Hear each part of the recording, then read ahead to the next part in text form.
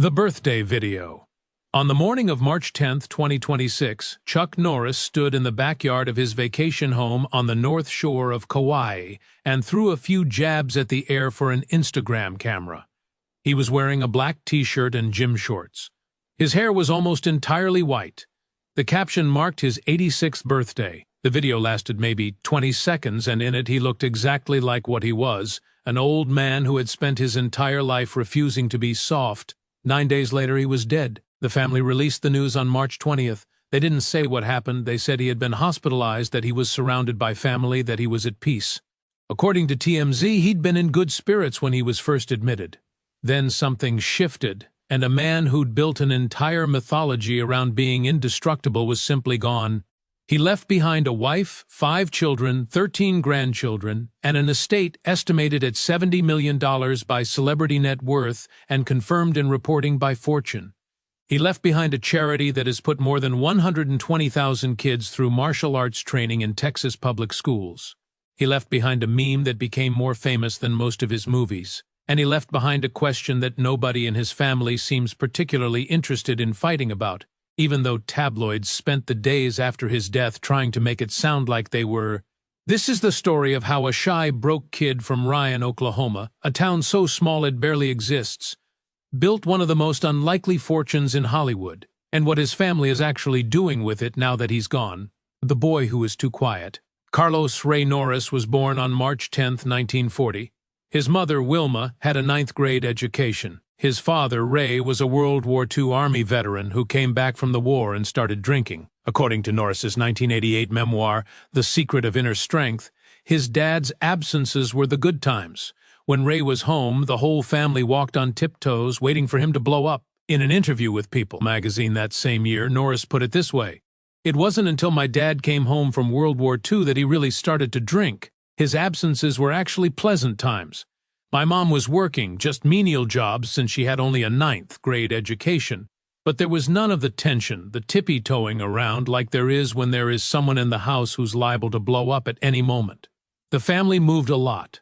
Oklahoma to Prairie Village, Kansas, then to Torrance, California by the time Carlos was a teenager.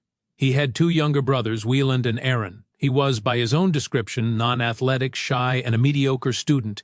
He was so embarrassed about his father and so ashamed of being poor that he developed what he later called a debilitating introversion. He was the kind of kid who didn't speak in class, the kind of kid who got picked on and didn't know what to do about it. In 1958, the year he turned 18, he joined the Air Force. He was stationed at Osan Air Base in South Korea as a security policeman, and one night, according to a recollection he shared decades later, he had to draw his weapon on a drunk and disorderly airman. The whole thing rattled him. He didn't want to be the kind of person whose authority came from a gun on his hip, so he started studying Tang Soo Do, a Korean martial art, with instructors at the base. That's where he picked up the nickname Chuck. That's where everything started to change. The shy kid with the alcoholic father and the debilitating introversion had finally found something he could be quietly, relentlessly good at. Could the karate kid from Torrance turn that into a career? At the time, nobody, including him, would have bet on it. The champion who lost his brother. Norris came home from Korea in 1962, opened a small karate studio, and started competing. He lost his first 2 tournaments. He lost 3 rounds to a fighter named Tony Tulliners. For a while, he kept his day job at the Northrop Corporation and taught karate on the side. Then, slowly, he stopped losing. In 1967, he won S. Henry Cho's All-American Karate Championship at Madison Square Garden, beating a fighter named Joe Louis along the way. From 1968 onward, he held the Professional World Middleweight Karate Championship for 6 straight years. He retired from competition undefeated. He started teaching martial arts to celebrities: Steve McQueen, Priscilla Presley, Bob Barker, Donnie and Marie Osmond. The shy kid had become the guy that movie stars paid to learn how to fight.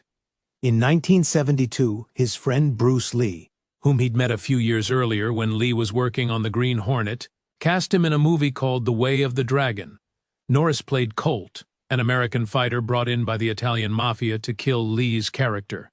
The 2 of them filmed a now famous fight scene in the Roman Colosseum surrounded by ancient brickwork, watched by a kitten that the camera crew let wander into the shot. It was Lee's directorial debut. It was Norris's first major role. Norris later said Lee promised him it would be a seesaw fight, and it was. Norris wins the early rounds. He throws Lee around. Lee adapts, the fight turns, and Colt loses. But Lee's character drapes Colt's GI and black belt over his body before he leaves. It's one of the most respectful kills in action movie history. A year later, Bruce Lee was dead at 32, and in June 1970, 2 years before that movie even came out, something else had already broken in Chuck Norris's life that he would carry with him forever. His brother Wieland, a private first class in the 101st Airborne, volunteered to take point for his unit during the battle for Firebase Ripcord in Vietnam. According to a fellow soldier's recollection posted years later by the Vietnam Veterans Memorial Fund, Wieland's unit had been ambushed and needed to take the high ground before nightfall. He stepped forward. He was killed on June 3, 1970. He was 26 years old. Years before, Wieland had told Chuck he didn't think he'd live to see his 27th birthday. The prediction was right. Norris dedicated the entire Missing in Action film series to him. Every one of those movies, and there were 3 of them, plus a 4th that became Braddock, was made in his brother's name. The Missing in Action films saved the company that produced them, Cannon Films, and turned Norris into the biggest action star of the 1980s. According to the Fortune profile published the day after his death, his entire 1980s run can be traced back, in part, to the loss of Wieland. He once said the films weren't about revenge. They were about not letting his brother be forgotten. The check-cashing, fist-fighting, headband-wearing American GI he played in those movies was a tribute to a 26-year-old kid buried at Green Hills Memorial Park in Rancho Palos Verdes, California. But the real fortune, the part that would make Chuck Norris generationally rich, was still 10 years away, the show nobody wanted. In 1993, CBS approved a TV project called Walker, Texas Ranger. The show was originally going to be called Bolt, Texas Ranger, with Norris's character named Sam Bolt. According to a Variety retrospective published the day after his death, the first season was so undercooked that funding nearly dried up midway through. The show almost collapsed before the country had a chance to find it. It didn't collapse. It became a phenomenon. By season 6, Walker, Texas Ranger was averaging 10 million viewers a week. It ran for 8 seasons and 203 episodes between 1993 and 2001. CBS reportedly wanted 2 more seasons. Norris said no, partly because his wife was pregnant with their twins, partly because, in his words to the press at the time, "You always want to try to quit as a winner." By his own estimate and reporting from outlets like AIM Surplus and Newsweek, he was making roughly $1 million an episode by the later seasons. He was an executive producer.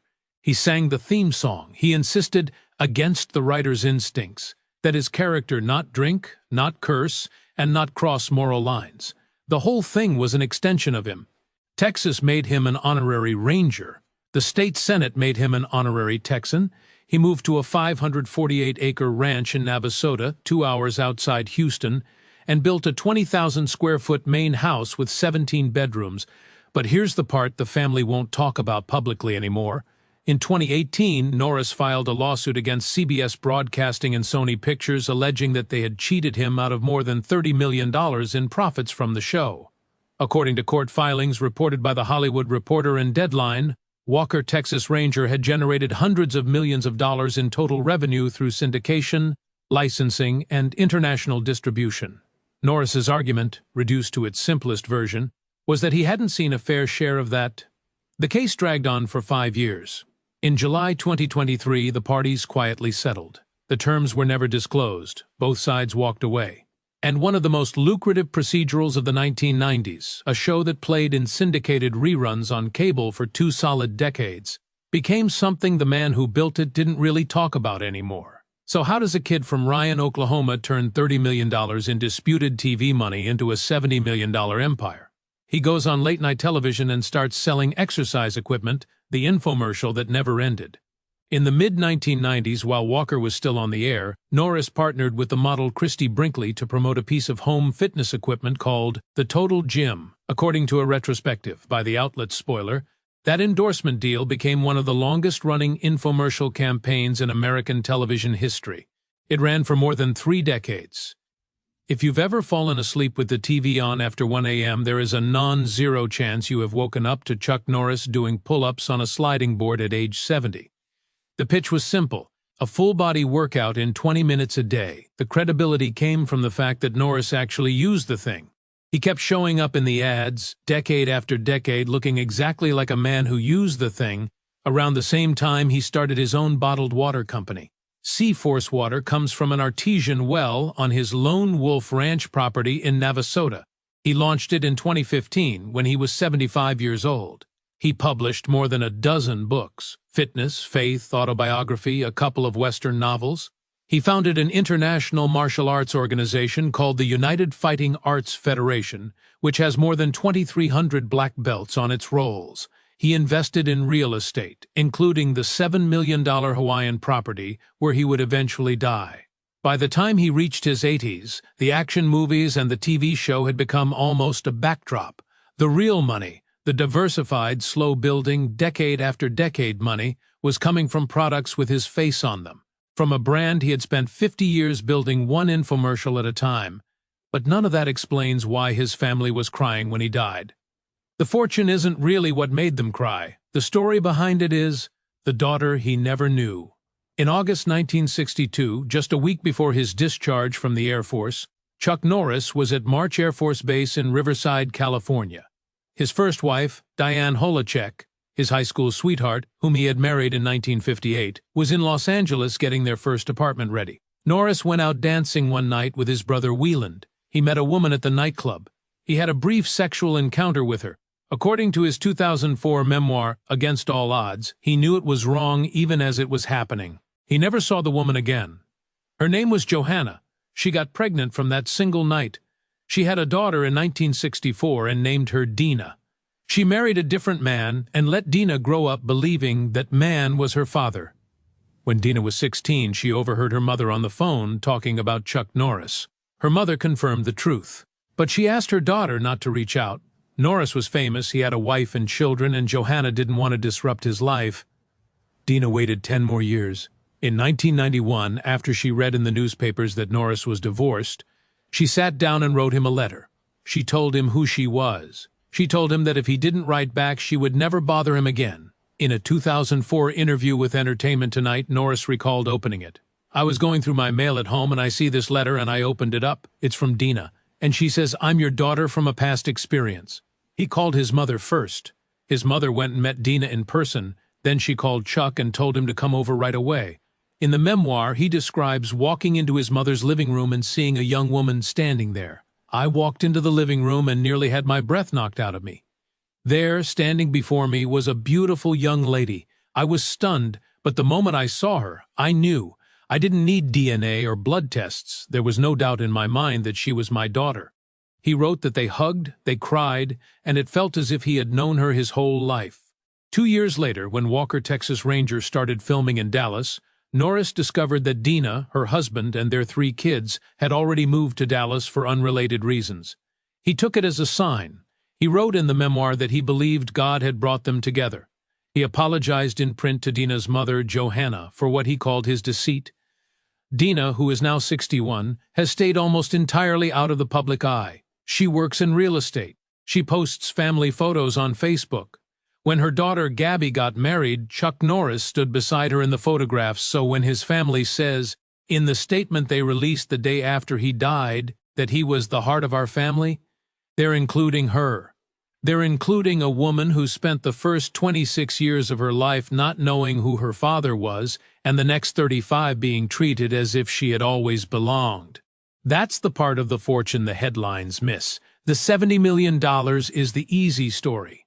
The harder story is what he built around it, the estate, the tears, and what he left behind. According to RadarOnline, which broke the first story on the will 3 days after his death, Norris's estate is expected to be divided among 6 people: his wife, Gena O'Kelley, whom he married in 1998, his twin daughters with Gena, Dakota and Danilee, both 24, both born in August 2001, the year he ended Walker, his sons Mike and Eric, 63 and 60, from his first marriage, and Dina, his oldest daughter, the one he didn't know existed for 26 years. A source told the outlet, Chuck always made it clear that his wealth should go to the people closest to him, his wife and his children, and that there would be no disputes over his legacy. Another source added that the breakdown reflects both fairness and his wishes, with provisions already understood within the family. There has been no reporting in any reputable outlet of a fight, a contested will, or a lawsuit. The fortune that makes the family cry headline is doing a lot of heavy lifting on a story that, by all available accounts, is genuinely cooperative. What's making them cry isn't the money, it's everything else. It's the fact that Gena spent years severely ill from what she and Chuck believed was gadolinium poisoning from MRI contrast dye, a battle they fought publicly starting in 2017 when they sued 11 pharmaceutical companies for $10 million. According to interviews she gave to CBS News at the time, she had visited the emergency room 5 or 6 nights in a row with what felt like acid burning her skin. They spent more than $2 million in uninsured medical care, including treatment in China and at a clinic in Nevada.